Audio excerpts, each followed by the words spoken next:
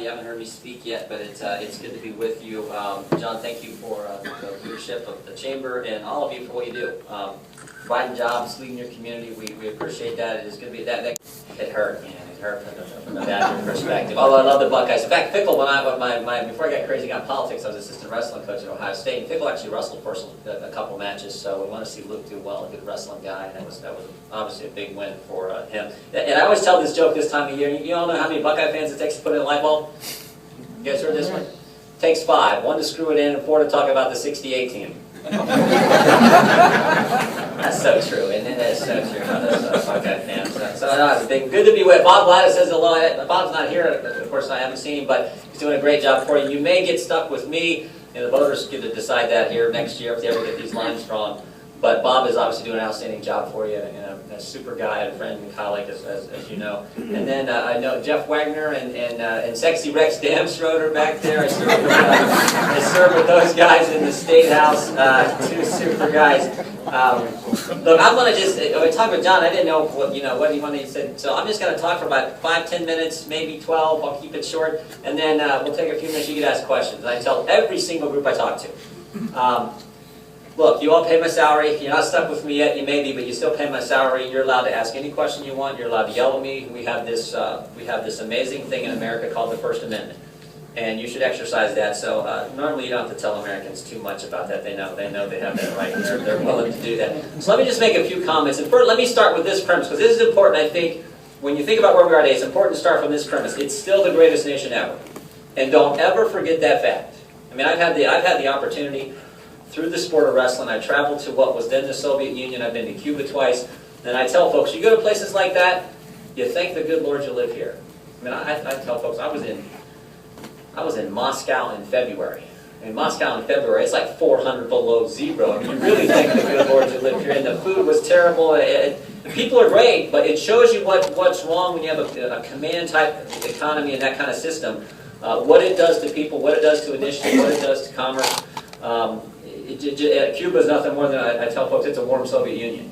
I was there in '88 and '90, and they were still driving at the time. They were still driving 59 Chevys before Castro. They're still, imagine that, 59 Chevys they're driving there.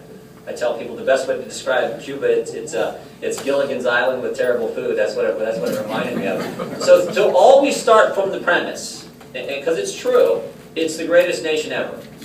But we may not be the greatest nation ever if we don't change some things. And let me just ask, how many are a little nervous about where we're headed right now? Yeah, about every hand goes up, and you're good company. 3 out of 4 Americans think we're on the wrong track. And the reason we're on the wrong track is because we're doing the wrong things in Washington. No ifs, ands, buts about it. We just simply are. I tell everyone this.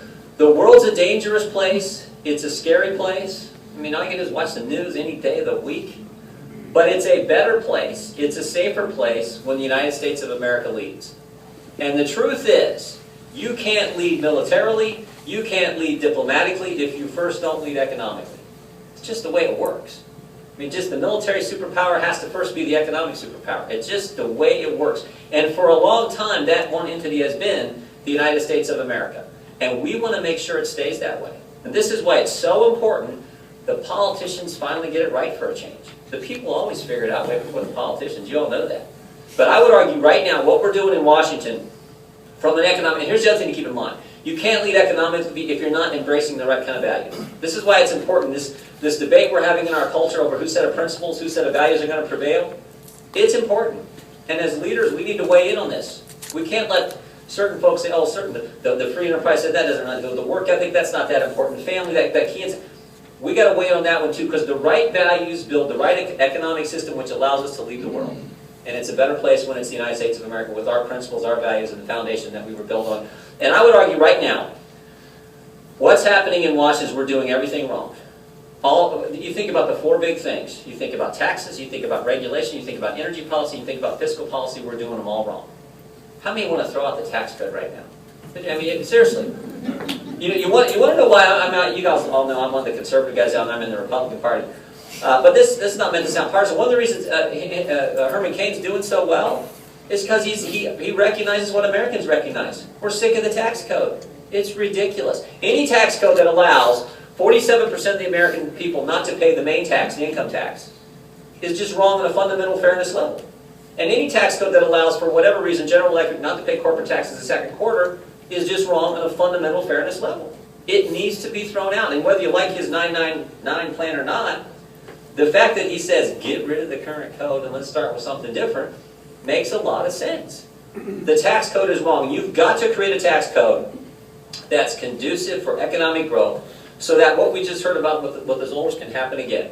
Where more and more people, and many of you have experienced that. It was a great story that we heard there, congratulations. But we want that to happen all over Ohio, all over the Midwest, all over the United States.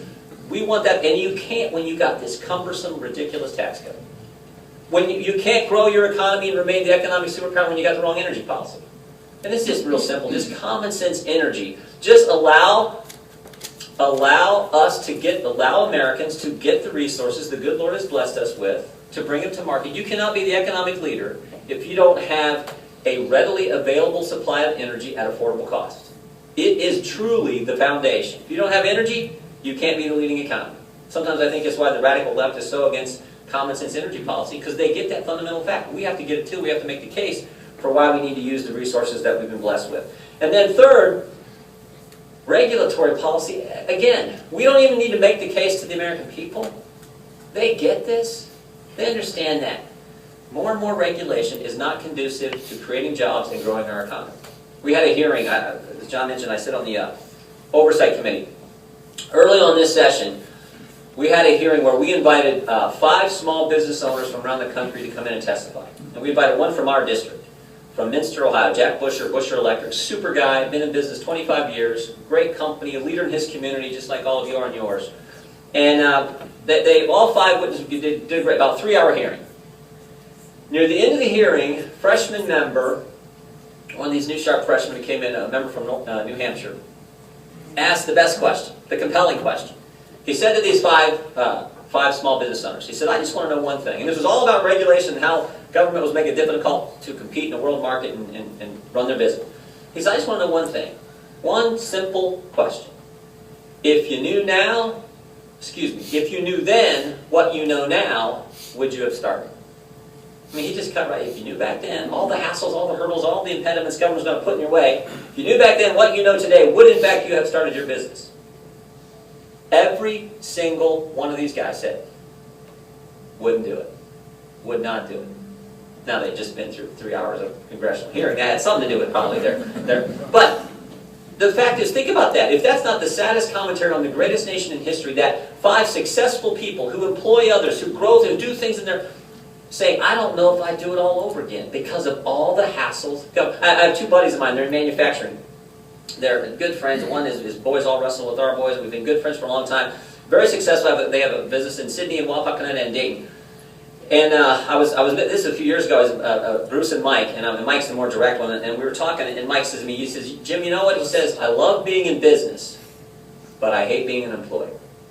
And I hate being an employer because of all the stuff you guys make us do. I mean, he hates being an employer, not because he doesn't like people, he does. He wants, but all the hassles government makes him deal with. So we got to get the tax policy right, we got to get the energy policy right, we got to get the regulatory policy right, and I'll finish up here. We got to get the fiscal policy right. For goodness sake. Did you see the news today? We were meeting with some of the elected officials here earlier, and we talked about this. We're now at 1-to-1, $15 trillion debt, $15 trillion economy. Anytime you get to a 1-to-1 ratio, bad news. Greek's there, Ireland's there, Portugal's there. All the countries have trouble, sovereign debt crisis in Europe. We are now there, 1-to-1.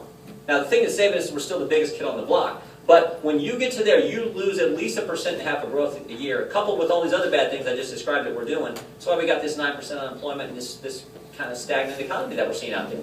Think about this number. I won't bore you with a bunch of numbers, but this one, this always gets me. This year, the federal government will spend $235 billion in interest payments. Now, I know I met some bankers back here earlier. One had a couple of boys, one at West Point, and all. We talked. But you all know this. You're all in business. Tell me about interest rates right now. What are they like? Someone tell me what interest rates are like. Yeah, low, not just low. Like they can't go any lower, low, right?